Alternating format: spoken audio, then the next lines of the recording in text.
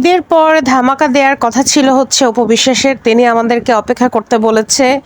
ঈদ তো শেষ হয়ে গেল, কিন্তু তার কোনো ধামাকা দেখতেই পাচ্ছি না। বরং টকশোতে গিয়ে ঠোঁট, মুখ, চোখ বাঁকিয়ে বাঁকিয়ে তিনি সেই পুরান কাসুন্দি, কিভাবে তার সিনেমাতে আসা, তার প্রথম সিনেমা কি, মানে সামনে কি কি কাজ আছে, কি নিয়ে ব্যস্ততা, এই ধরনের কথাবার্তা শুনছি। এবং সাথে তো অবশ্যই বুবলিকে নিয়ে সেই পচা আলু, তারপরে আরও যেগুলো তিনি অ্যাজ ইউজুয়াল বলে থাকেন, সেই সেম পুরান কাসুন্দি তিনি বারবার বলে যাচ্ছে। তার বাচ্চার হচ্ছে খাসির মাংস অপছন্দ, কারণ চাবাতে কষ্ট হয়, এজন্য চিকেন খুবই পছন্দ।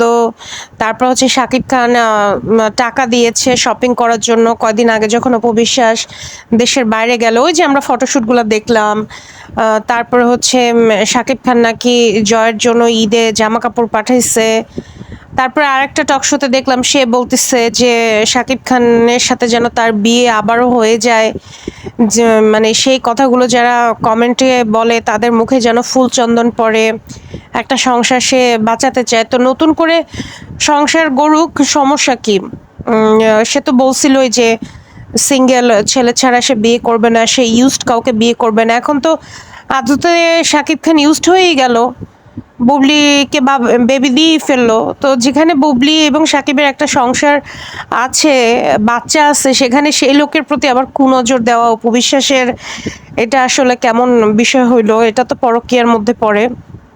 পরপুরুষের উপর নজর দেওয়া, যেটা চলে গেছে সেটা তো চলেই গেছে। সে যদি শাকিব খান থাকতেই চাইতো তাহলে তো ওইভাবে ডিভোর্সটা দিত না। তো এই ধরনের কথাবার্তা সে বলে ইদানিং। তো আদতে তার মুভির কি খবর? মানে ধামাকাটা কি? সে কি এমন অভিনেত্রী হয়ে গেছে যে তার মুভির আবার ধামাকা? মানে কি প্রেম প্রীতির বন্ধন 2, নাকি ট্র্যাপ মুভি 2, নাকি ছায়াবৃক্ষ 2, নাকি শ্বশুরবাড়ি জিন্দাবাদ 3, নাকি লাল শাড়ি 2? তার তো একটা প্রোডাকশন হাউস আছে। আরে বাবা, মুভি না করেন, কিছু নাটক তো বানান, অ্যাটলিস্ট কিছু নিয়ে তো বিজি থাকেন। তাইলে আপনি যে টক শোতে যাচ্ছেন, গত ঈদেও দেখলাম, এই ঈদেও দেখলাম। গত ঈদে ছিল অপুর ডায়েরি, এবার হচ্ছে অপুর ইতিহাস। কি করছে, কিভাবে বেড়ে উঠছে, কিভাবে সিনেমাতে আসছে, ওফ, এগুলোই খালি শুনতেছি। তো মুভিটার নামটা কি হবে একটু যদি বলতেন? ধামাকাটা কি?